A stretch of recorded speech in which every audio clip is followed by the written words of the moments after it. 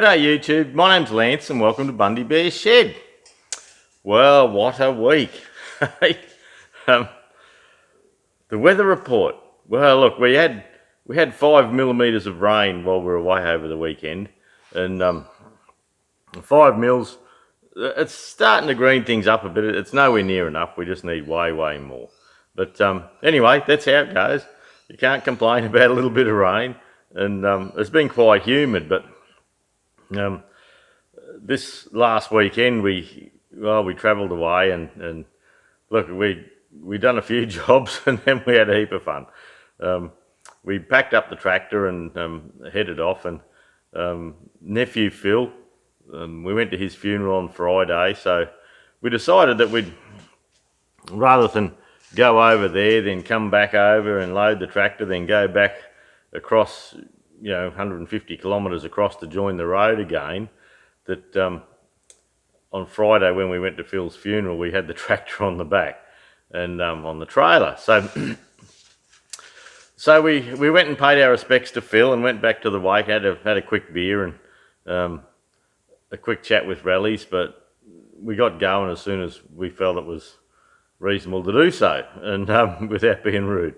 And so yeah, we headed back up a road we'd never been before, and we went to Wandai, but then we went Proston, Geelong, up through that way, and yeah, look, it was different. It was a quieter road, and it was okay, but we thought we might stop at Eidsvold, which is a little small country town, and you come back on the main A3, the inland road, at Mundubra, and about 30 k's north of there you get into Eidsvold. But we thought we'd just check the office hours and see how it was, but it was just after 5 o'clock in the evening, and yeah, they were shutting shop. They'd shut, so so we thought, bugger it, it's another hour to Monto.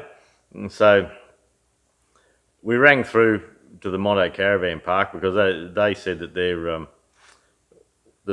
they would be shutting at 6, and we weren't going to get there until 6:30. And so we rang through and said, do you mind if we come in a bit late? And the fellow says, oh look, he says, I normally don't mind, but he said, I've got family up here and we're going out for dinner tonight. And we said, well, can we just go in and park and sort you out in the morning? And so we had a chat, and he said, yeah, all right, do that. So he told us where to go, and so Friday night we stayed at the Monto Caravan Park and we left the trailer hooked up with the tractor, and we just popped the sides on the ute and camped in there and had a nice shower and used their amenities and all that, and caught up with them the next morning.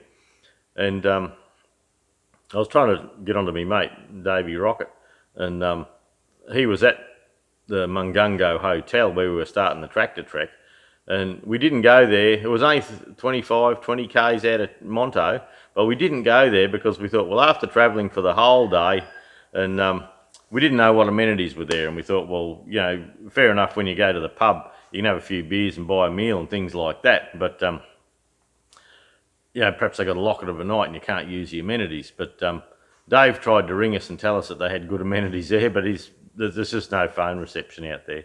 And I tried ringing him to see how he was going at the pub and have a yarn, but it just didn't work. We didn't have phone range. I had it in Monto, but 20 k's out he didn't have any. So, but it turns out at Mungungo pub, if you camp up the back near the hall, often the hall toilets are open. You can camp there, and the Mungungo pub, they've got a lovely set of amenities. Look, I didn't go in, but everyone said they were nice. And so next time, straight to Mungungo, and we'll camp out there and have a few beers at the pub and support them, and we'll go on another run sometime. But look, it was a great weekend, a great tractor trek. Most of this stew's going to be about the trek. I didn't do much tractor work last week. I was getting ready for the trek, and then I had a Sparex flashing light, and it's a LED one, bright as buggery. And but anyway, I noticed a couple of times I just had to give it a bit of a tap to get it going. But anyway, I was just testing it out, making sure we're right to go, and it was buggered. So anyway, Sparex are replacing it under warranty. It was just a crook one, and so we ordered another one up. and put that on, and it worked like a beauty all weekend. But we went from Mungungo Hotel, and yeah, look it up if you want to have a bit of a look. The Facebook page of the Monto Tractor Trekkers, that's what all it's called, Monto Tractor Trekkers. And if you have a look there over the next week or so, I suppose everyone will be popping their happy snaps in, and little bits of what went on over the time. So yeah, if you're interested, have a look. On the end of this stew, my mate Dave and Paulie Dimmick and myself, we've got a few photos and a few bits and pieces, so we'll pop a little bit of a slideshow on at the end. And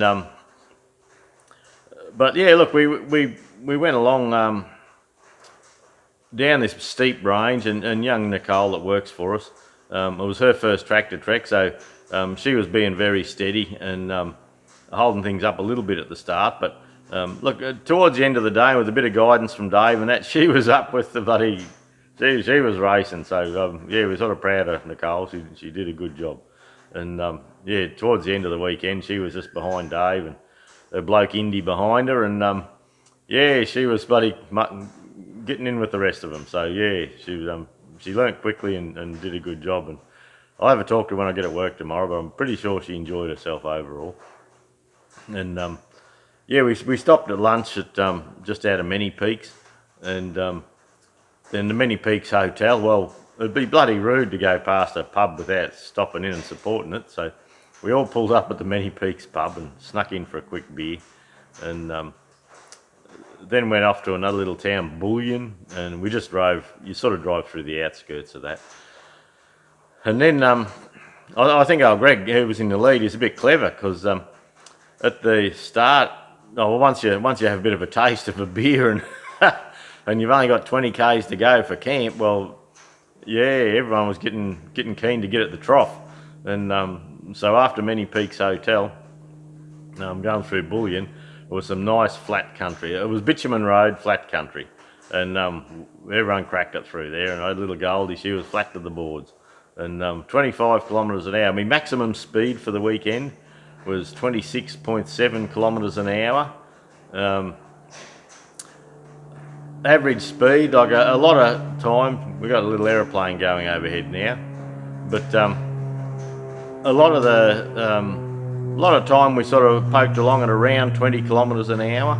That was seemed to be an average, and but yeah, in the afternoon, the Chamberlains they can round you up like you're standing still, and so yeah, when we get the little multi-power tractor going, I was talking to Greg, the bloke that was leading, and he's got a Chamby, and he was out the front. He reckons he can do 47 kilometres an hour. He's had that too, and so between 40 and 50 k's.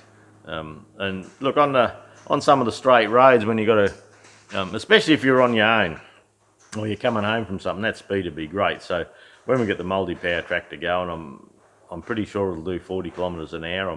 I'm pretty sure it'll do a bit more. But anyway, we'll just see and see how that goes. On the second day, we sort of took off again, and yeah, we're doing nice 20 kilometres an hour, and we Greg stopped at one of the big farms out there, the station, and at the end of the stew, you'll see a picture of a few tractors that Dave took, and he's got the little station house and that in the background. A bloody beautiful picture. I might work with it a bit and get it to 16:9 and or 4:3 ratio or something like that. But it's a lovely picture. But we turned off there and we went up to the bush to see an old copper mine, and all that's left of the copper mine is a couple of chimneys, and it looks like they may be fencing it shortly, I reckon. There's a lot of pegs there, and they've done a bit of clearing there. But yeah, there's a body of a big old steam boiler there, and she blew apart, and there's 5/8 inch thick steel blown out. But I didn't take my camera up there. Yeah, we just thought we'd just have a look at a chimney, and I thought, oh, good oh. Didn't take a picture of the chimney even, so... but yeah, coming in through there, we went through some good gullies and rocky gullies. Like there's boulders like this, and you're sort of feeling your way over them. Just low gear, just poking along. It wasn't a race, and Yeah, so Judy, I mean, mate Biddy, he left his ute behind because he had one of those slide-on caravans on, and he'd been up there and he knew that, the low trees and all that, it wouldn't suit it, and the angles you were on. So his missus jumped in with Judy, my missus, in the collie, and you start off a dirt road, then you start the gully. So I got on the two-way and said to Jude, make sure she put it in four-wheel drive, because some of the little steep pinches we had to get up and around, I think you would have needed it. And the other thing was too, we had the tyres all set for towing tractors around, so the tyres are all up on 50 pound, which isn't good four-wheel driving pressures, that's for sure. But anyway, on the Colorado, you got to get it into neutral and have the handbrake on and all that to get it into low range. But anyway, Indy, Nicole's bloke, he popped in and gave her a quick hand. But Lorraine was reading the book because I had a little handheld UHF two-way, and that's what I was telling her. But it's that weak little handheld thing that Jude was talking over me like I was trying to tell her something, and she's pressing the button, but she thought she was on a mobile phone. And but anyway, she got into four-wheel drive, no worries. And she poked up right up through the top with Lorraine, and away they went. And Paulie Dimmick, he took a Twin City in there, but something happened and one wheel kept locking up. So whether he's got a brake locking on or something like that. So Alan, in one of the 9G Chamberlains, he stayed back with Paul, and they got the tractor back out to the road and parked it up near the fence, and they jumped on the 9G and they left us and bolted back up this range. It's bloody steep range going up there. It's 8%, I think it says. 8 degree. Oh, anyway, I can't quite remember, but it's a steep pinch, and you got a UHF, well, you're supposed to UHF when you're coming up, because if you meet a semi-trailer coming down, there's only one lane, and so you got to hop on the two-way and say, look, we're coming through. So anyway, they raced back to Mungungo and loaded the 9G on Paul's tilt tray, and they bolted back down, and we met them halfway sort of thing coming back.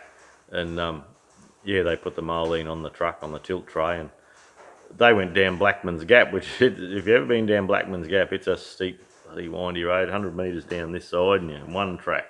And anyway, they went down there. They can't have known how treacherous it was. But anyway, Paul's patting himself on the back. Two low gear ranges loaded up with tractors in one day. So, or in one weekend anyway. So that worked out well. So his tractor buggered up. Peter, one of the fellas in the Mono tractor trackers, he had this little T20 he bought recently, and look, unknown thing, and he put new leads and cap and all that on, and he had got a bit of a fuel block, and anyway, it just wasn't running right, and we had a bit of a fiddle one stage, but we didn't make it better. I think we made it worse. And I'm just adjusting the mixture and that, and so the next day he said, he just didn't have the power getting up the hill. So his missus was tagging along in a ute in case someone broke down. So he just popped it on the trailer, and him and his missus Renault, they sort of come along, and then just before we got to the steep range, roaring along in little Goldie, and Goldie sort of rang okay for most of the weekend, and I was getting a little. Goldie's a tractor that just runs like a clock, just beautiful. Like, just doesn't. If there's a funny noise or something, there's something not quite right. It's just sweet as sweet, like a sewing machine. And anyway, I was driving along, and I could the day before, and I'd noticed sometimes it just wasn't as smooth as it could be, and I felt it might have been a mixture thing. So I tried playing with the mixture throughout the day, and then I'd take off and I'd tootle off with it, and I'd be going for 10 minutes, and then this little, just start running a little bit dicky again. Yeah, not bad. And yet as soon as you crack that governor open, this is why I thought it was mixture, it wasn't electric, but this is why I thought it was mixture, because when you come to those steep little pinches, I'd just crack a flat, keep it in top gear, just crack a flat and you could hear the governor just thought, and it would just power up those bloody hills. No worries at all. Wasn't getting hot, nothing like that. And yeah, just driving along at 20, she just wasn't as neat as it normally would be. And I thought I would have liked to take a set of plugs with me, but I didn't do it. And so anyway, tootling along just before we get to a range, and Goldie popped the Welsh plug out the back of the cylinder head. They have a dome Welsh plug. We did the engine up in Goldie 12 years ago, and we always keep nice good coolant, and like Goldie would be over serviced to buggery. But anyway, she just popped it out, and you get a, what's going on? And next thing, looking around, and I saw my temperature gauge come up a little bit. Then Nevy behind me on a AMD6, I think it was. Anyway, Farmall, he come around behind. He said, I think got oil missing out, oil dropping out. So I pulled over, and that's what it was, and it just spat it clean out. So I've got to find out what that was today, and whether the little fluttery miss might have been a bit of a head gasket issue, or whether the radiator cap. It had a new radiator cap when we did it, when we did the tappets and all that last year, April, May last year, whenever it was. And so yeah, Biddy's missus, she had the V8 Cruiser with the camper on the back and the trailer, so we popped. And he said, hey, do you want a tow or we chuck it up there? And I said, let's chuck her on the trailer. And he says, well, you'll have to drive. So because Lorraine wasn't real keen of driving with the camper and the tractor on the trailer and all that. So we popped her up on his trailer, Goldie, and so Goldie did the last 20 kilometres, I suppose. Yeah, maybe 20 k's, hitching the lift on the trailer. So, and I drove the Cruiser, and Biddy with his TE20, all of a sudden he started dying on hills and mucking around, and he's never going to live this down. But he let his fuel get low on his diesel TE20, and he said, oh, it's got so much left in the tank, I should be right. But yeah, the pickup, he probably wasn't allowing for the pickup, I'm just not sure. But anyway, so we ended up on the side of the road under his ute, because he had the V8 Cruisers have twin tanks on them, sub tanks and main tanks and that, and under there, and his missus bought a nice little bucket, so I had this bucket under there and got some fuel out. But one of the blokes ran forward to, and that was just at the bottom of the really steep range, and the rest were up the top. So one bloke in a car, he bolted up the top and grabbed 20 litres of diesel. So Biddy's never going to live that down. Probably 10 years we'll get over it. But but anyway, Biddy was last in, and I followed him in his car with Goldie on the back, and Jude followed me in the Colorado, and then Peter and Rene, they come up behind. So we had a couple of casualties. Yeah, I don't know, the white, blue or Welsh plug, I just don't have any clue after 12 years, and it's done a lot of runs, and it's done mowing, it's done everything Goldie, but and it wouldn't be rusted through. So I think what we'll do is this morning, I've been going to do another tappet set too. I did one on the video when I was doing it up, but it's been on my mind to do another one, so I'm going to reset the tappets once more. The little fluttery running, what I've thought since is that when it gets hot, it might have a slightly blown head gasket. So we're going to do a compression test, and I'll just do a compression test on the engine and see how it goes. But this morning, it's got no coolant. The bottom of the block's got coolant, but the top hasn't. And I've unloaded it, and it runs like a clock still. And I've taken it around the back, and I'll give it a good soapy wash today, just to get all the any coolant off the paint and all that sort of thing. So anyway, I think Goldie will come into the hospital for a little bit of attention. Everything else went well. She always leaks a little bit out the hydraulic shaft when you do road runs. Must stir the oil up that much, but it only does it sometimes. So there was another bloke there with a 35, and his was doing the same. And they're probably just not made for hours on end of running 20-25 kilometres an hour, and it just must stir the oil up. And pops it out. But the oil inside's beautifully clean, but the oil that comes out's a bit dirty, so must flush it out. I don't know what it does. But anyway, but look, it was a great weekend, and everyone got home safely. Once we got back to Bundy, we sort of contacted everyone, and they're all back home safe and sound. And yeah, so it was a great weekend. So yeah, it's worth having a go if you want to go for a bit of a gallop and there's a tractor trek in your area. Go on it. If you have half as much fun as we had, you'll do okay.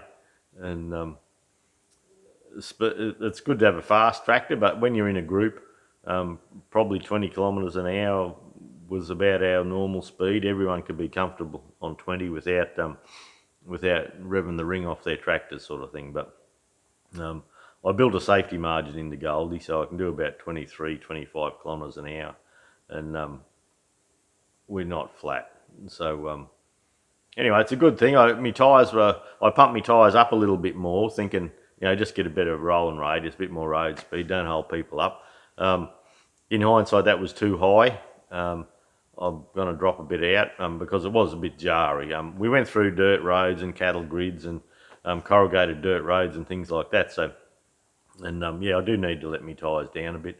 They're up too high at that. I'll probably drop them down to like 15 or something like that and give them a run. Or yeah, some blokes with the big balloony tyres are down on 12 pound. And so yeah, we got a bit to learn with that.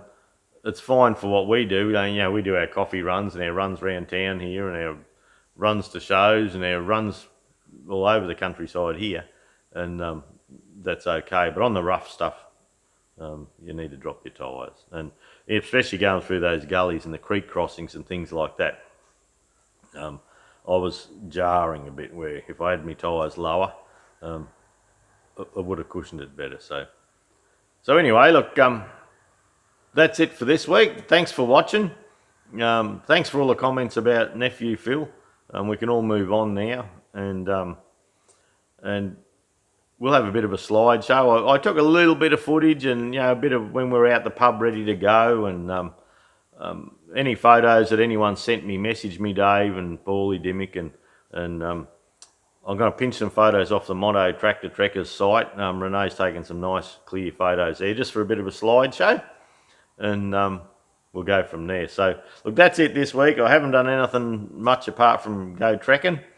So yeah, we'll catch you next week, eh?